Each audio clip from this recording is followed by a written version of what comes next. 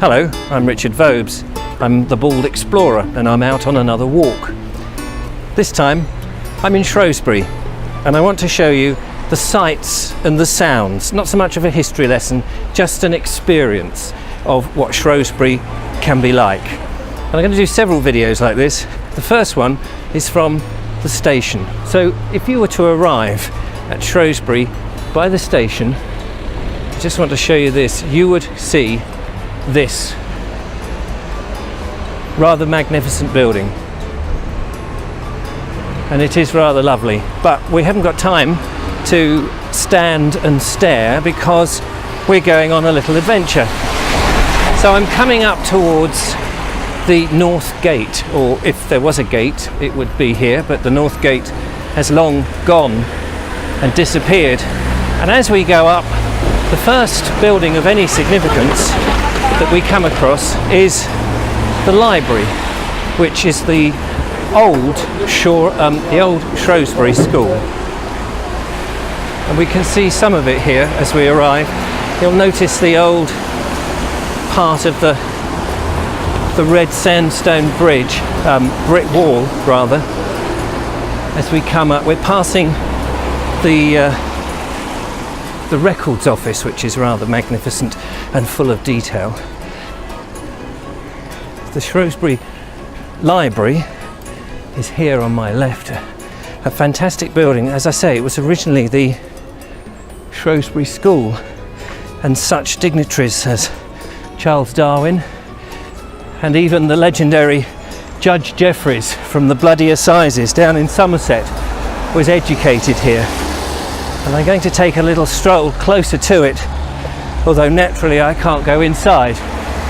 So one of the first people that I want to go and show you at this stage is Mr. Darwin himself, for I don't know if he was born here, but he certainly lived here before he set off for the Peculous Islands, or Pedula, whatever you call them.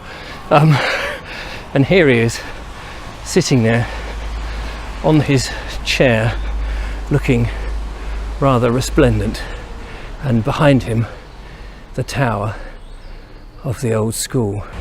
So I'm going to make my way up this rather quaint side street here, and you can see behind me the castle, Shrewsbury, the red brick castle of Shrewsbury looming up, and over there a rather lovely timber frame building. But I want to show you this rather delightful part of Shrewsbury with its more 18th century houses. They are all very stunning and very beautiful, made of brick. And here you can see one that says 1705. It does say strictly private, no parking, but it's a little courtyard, all very lovely, and somewhere that not very many people come to have a look at, strangely enough, because it's all tucked away. So let's go down into the main high street and see just how busy Pride Hill is. It's the main hub of Shrewsbury, so I've just sort of come off the main route in from the north. Just wanted to take you up here first of all, because it says on this plaque, this shop occupies the site of a building where Palin first made the unique Shrewsbury cakes to his original recipe in the year 1760. Shrewsbury's famous for the Shrewsbury cake, and they are funny, they're not so much cakes, they're more like quite dry biscuits actually. I'm not a great lover of them myself, but people do come from miles around to taste the Shrewsbury biscuits, and funnily enough, when I went looking for them, it wasn't in Shrewsbury that they were made. They were made outside and shipped in. So much for tradition.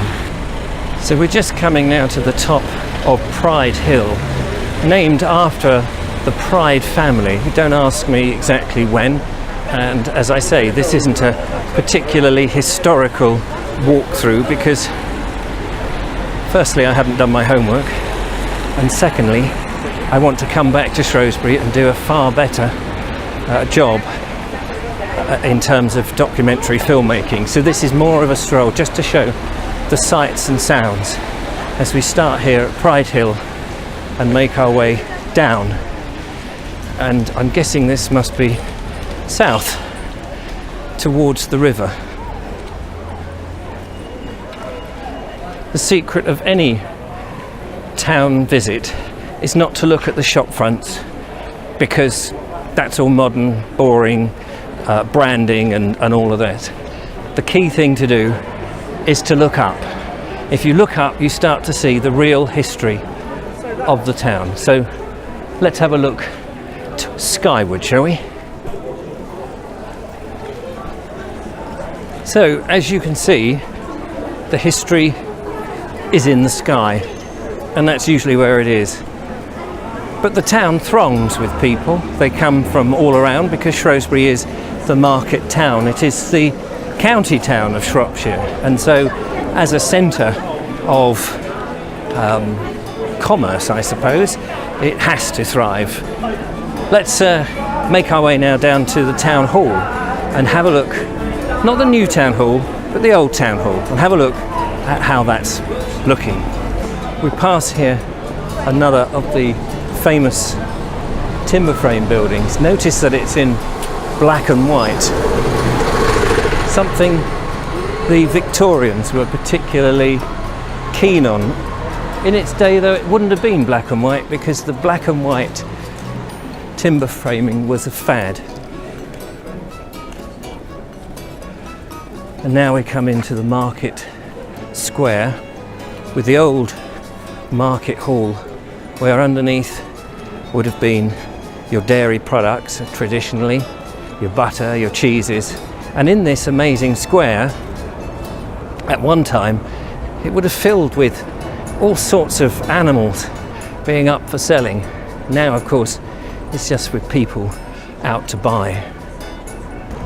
Well, I hope you've enjoyed my short little stroll on my travels through Shrewsbury. There will be more of these, so do look out for them. Don't forget to subscribe, give me a thumbs up if you enjoyed the video, and put a comment in the comments box. Now I'm going to dive down one of the many shuts in Shrewsbury, and you'll have to look for another video which explains all about them. Until next time, goodbye.